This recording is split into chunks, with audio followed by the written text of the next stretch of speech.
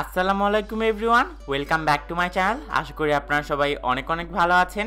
উড়াধুরা রান্না উইথ সেজানের আরেকটি এপিসোডে আমি আপনাদের সবাইকে আমন্ত্রণ জানাচ্ছি। আপনারা কি চকলেট খেতে পছন্দ করেন? তাহলে আপনাদের জন্য আজকের এই রেসিপিটি। আজকে আমি আপনাদের বাইরের 10 টাকার ডেইরি মিল্ক চকলেটগুলো তৈরি করে দেখাবো। এই চকলেটগুলো কিন্তু খুব কম খরচে তৈরি করা যায় আর খেতেও একদম বাইরের মতোই হয়। তো আর দেরি না করে চলুন চলে যাই আমরা মূল রেসিপিতে। প্রথমে এখানে একটা হাঁড়ি নিয়ে নিলাম। হাঁড়ির মধ্যে দিয়ে দিচ্ছি আমি পর্যাপ্ত পরিমাণে পানি। এই পানির কিন্তু কোনো পরিমাপ নেই, জাস্ট আমরা এই পানিটাকে ভালো করে ফুটিয়ে নিব। যখন পানিটা ফুটতে শুরু করবে চুলার আঁচটা একদম কমিয়ে এর উপর একটা বোল বসিয়ে দিচ্ছি। এই বোলের মধ্যে আমি দিয়ে দিচ্ছি 1 কাপ পরিমাণে ডালডা। আমি ডালডাটাকে ভালো করে কেটে নিয়েছি। এই ডালডাগুলো 200 থেকে 300 টাকার মধ্যে আপনারা মুদির দোকানে পেয়ে যাবেন।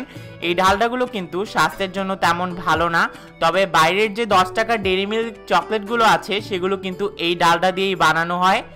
এরপর আমি দিয়ে দিচ্ছি গুঁড়ো দুধ। আমি গুঁড়ো দুধ দিয়ে দিব 3 টেবিল চামচ পরিমাণে।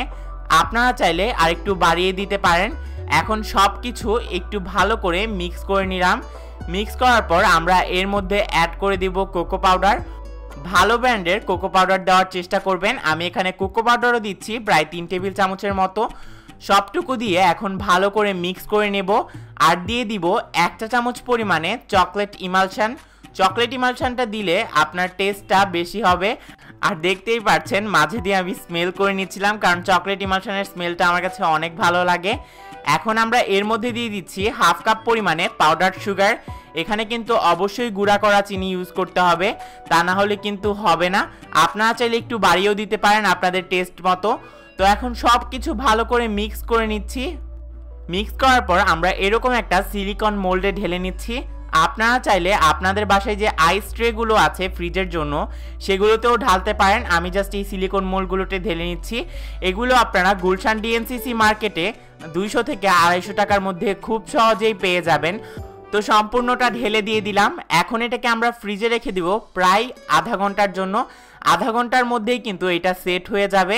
আপনারা আধা ঘন্টা পর এটা খেতে পারবেন। দেখতে পাচ্ছেন সবগুলো চকলেটকে বের করে নিচ্ছি। আর কতটা পারফেক্ট হয়েছে সেটা তো বুঝতেই পারছেন। আপনারা চাইলে অন্য যে কোনো মোল্ডে বানিয়ে দিতে পারেন।